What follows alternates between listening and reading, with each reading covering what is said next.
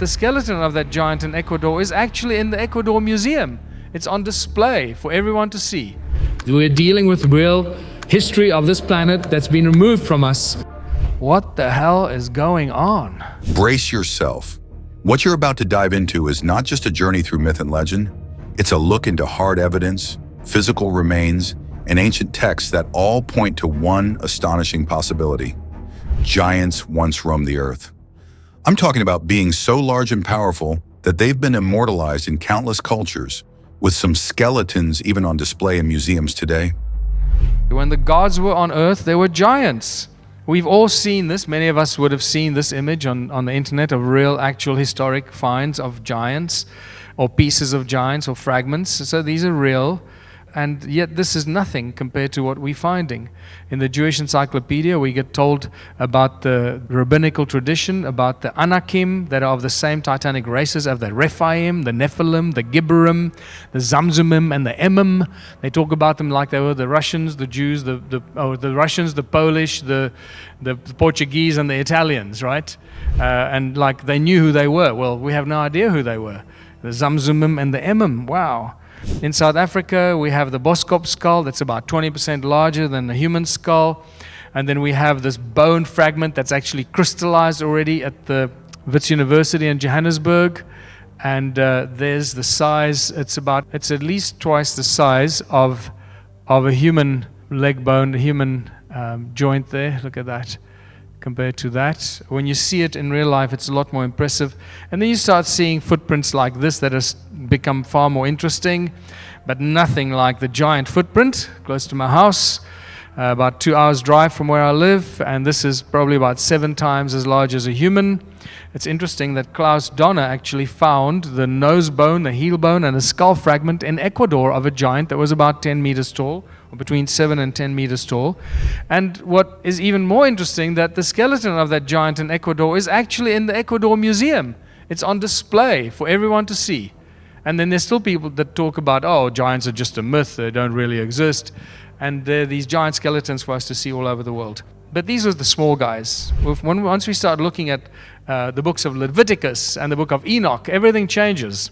Because in Leviticus, they tell us, whoever the narrator is tells us that we were like locusts by their side.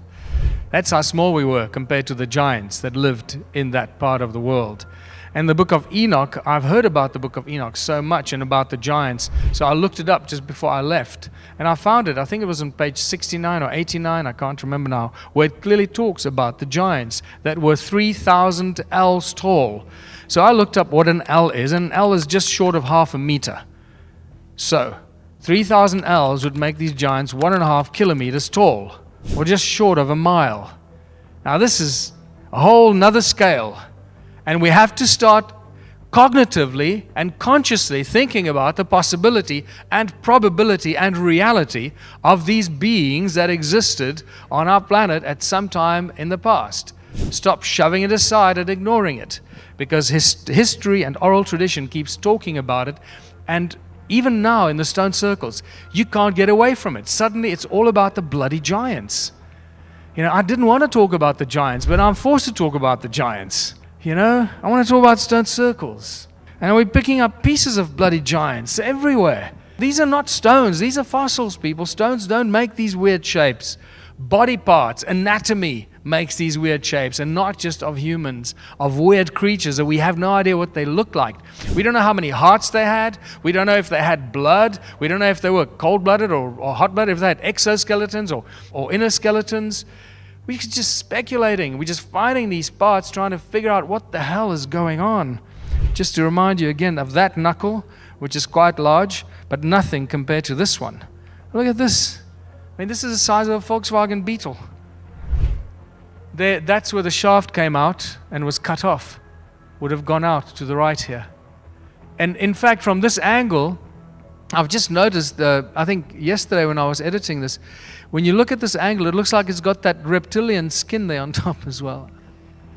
Stuff gets weirder and weirder. And this is just a close-up of where the shaft was cut off. You can see that the metamorphosized rock there is completely different because of the bone marrow and the blood and whatever was in that part of the bone when it was cut off. Whoever cut that off or broke it off or severed it off somehow. And then obviously we have the heart, the aorta. And if you think this is an interesting aorta and a heart, there you can see it going in there. And there's a coronary artery going down. Very clear. If there are any physicians here, you'll know what I mean. It's very obvious. How about this size for a heart? There's where the aorta goes in. That's probably about a, I don't know, 50, 80, 100-ton heart. I have no idea. The fascinating thing, here's a close-up of the aorta, where that aorta, I suspect, would have gone in. And this is propped up right beneath a giant footprint. Like, here it is. It's propped up. It's not accidentally lying there. It's propped up with stones, holding it up.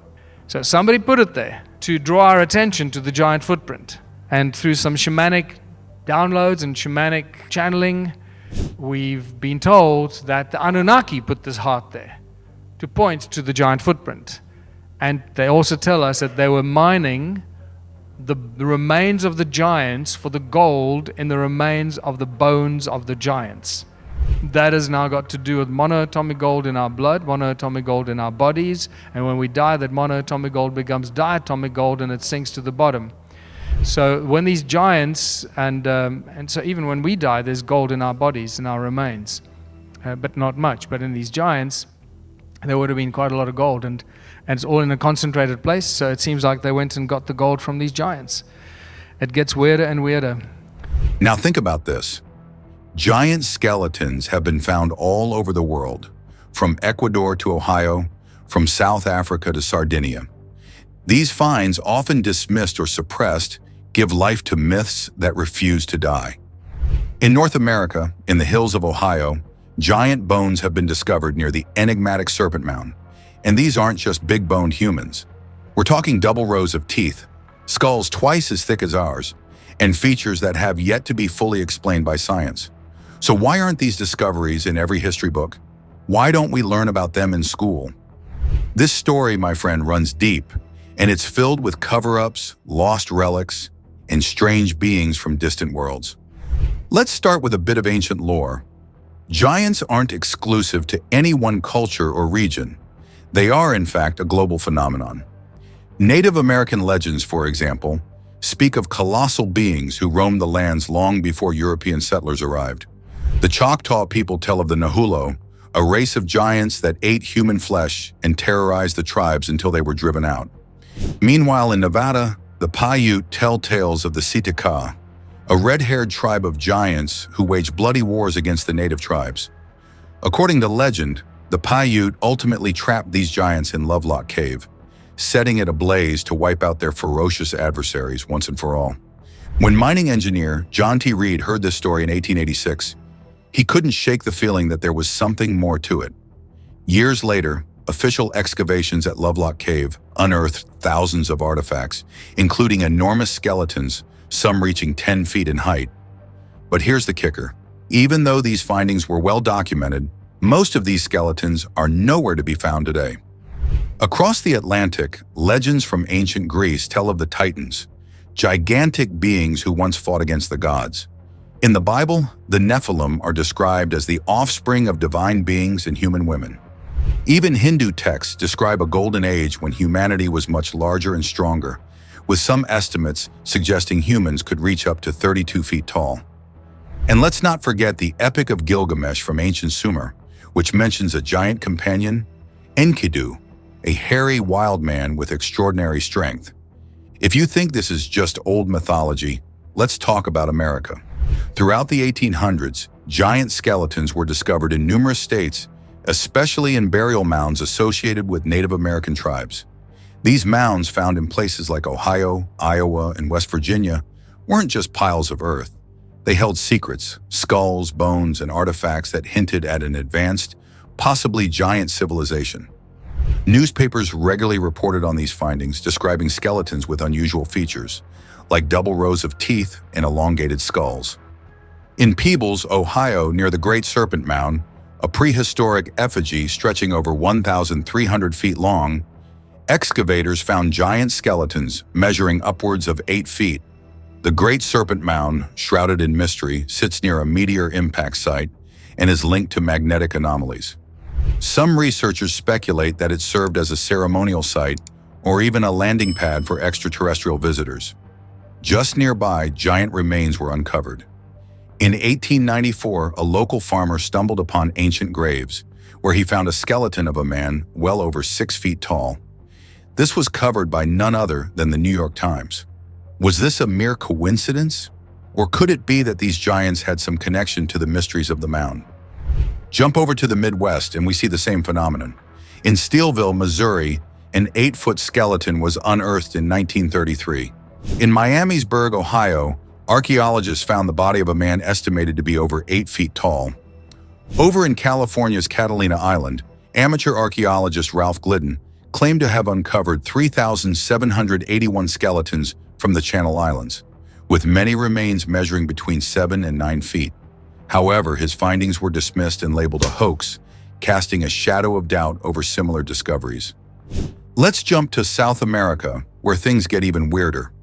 In Ecuador, a skeleton of a giant around 7 to 10 meters tall, 23 to 32 feet, is on display at a museum, available for anyone to see. Researchers have found other remains in the area, with some claiming these giants were descendants of a race of extraterrestrials called the Anunnaki. According to ancient Sumerian tablets, the Anunnaki came to Earth from Nibiru, a planet on an elliptical orbit that passes near Earth every 3,600 years.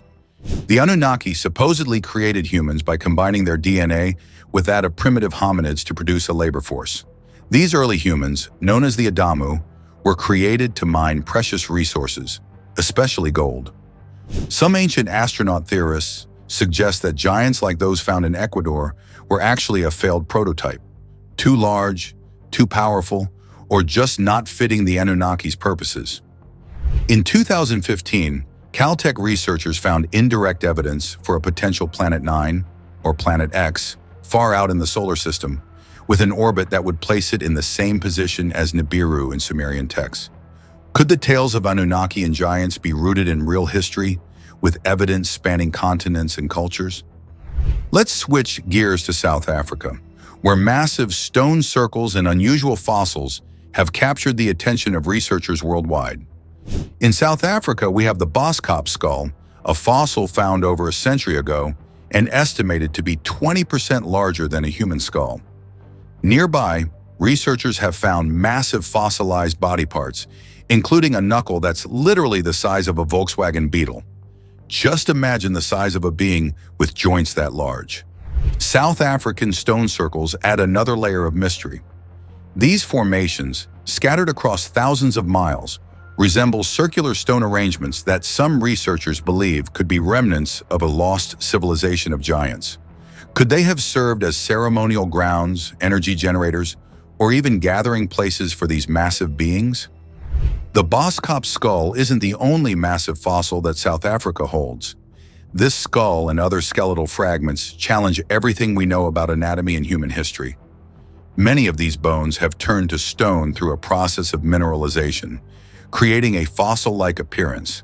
This phenomenon, known as mud fossilization, preserves details with surprising accuracy. Some fossils still contain traces of organic material, potentially offering a treasure trove of genetic data waiting to be unlocked. Then there's the theory of mud fossils, natural rock formations that, when examined closely, resemble parts of large creatures. In South Africa, mud fossils shaped like hearts, ribs, and even claws and talons have been discovered. Some researchers believe these fossils are relics of ancient giants whose bodies were preserved in a crystalline, rock-like form. We were walking up the mountain with this team. This was in January. And this stone here, that stone there was lying right beneath my feet. So I picked it up, and once again, I just shook my head and I went, why are these stones these weird shapes? What's going on with all these weird shapes, man? And I put the stone down on the wall, one of the walls, and I walked up the mountain and I said, by the time I come down, I'm going to figure out what this is. And I did. As I was coming down, I suddenly started remembering all the stuff I was seeing in my research into mud fossils. And when I looked at that stone again, I picked it up, I went, oh my goodness, this is a rib. And everything changed. And there you can see a collection of many of the fossils Here we have a shoulder blade. We got one rib here. There's another beautiful elongated rib. And there are just all kinds of body parts that completely and utterly metamorphosize. Now, here is one of the best examples. There's a heart. You can clearly see the aorta, where the aorta goes at the top. You see the coronary artery crossing the heart. This is about 3 times the size of a human heart. So this could possibly fit the shape of an Anunnaki. If the Anunnaki were 3 times the size or twice the size of humans, that could be an Anunnaki heart. Completely fossilized, metamorphosized into Hornfels rock. This is a huge problem for geology and metallurgy and chemistry. It seems that when these body parts get trapped in mud and water, they completely and utterly transmutate and transform from whatever organ it was or body part with the internal structure. It completely metamorphosizes into very dense crystalline rock called Hornfels in geological terms. When these fossils break and you look at the internal structure, you can't see internal structure. This is the mystery. Only when you look carefully, you start seeing some indications of weird things going on. And you'll see what I mean in a second. But just to the untrained eye, when any of these fossils break, it just looks like black rock, known as Hornfels or ringstone. We have teeth, hearts, ribs, and I'm picking up more and more hearts, different shapes and sizes of hearts. In fact, some of them look like they still have organic material in it. By the way, we have identified a few of these fossils and taken them away to the lab to extract DNA. Yes, you can extract DNA from mud fossils. That is not something new. It has been done before. So I wait with great anticipation for us to extract DNA from some of these fossils, because that's going to be a whole nother step. And one of the things that happened, I was holding that heart in my hand like I was here in this picture. Literally, it was taken on the same day. I was standing with his heart in my hand, and this couple pulled up, a guy and his wife, and he ran up and he said, "Hey, Michael, how's it going? I've been watching your videos." And he looked at me and said, "Is that a heart you're holding?" And I go, "Yeah, well, I think it's a heart." He goes, "Well, it is a heart. I'm a surgeon. That's a bloody heart." And I go, "Wow, you're a surgeon?" "Yeah, I'm a surgeon at the Johannesburg Gen." So I said, "Wow, would you mind just going on video and telling me a bit about some of these body parts?" So I've got about a 5-minute video or more, like 10-minute video clip of him going around telling me what these different body parts are. So it was a really beautifully timed moment.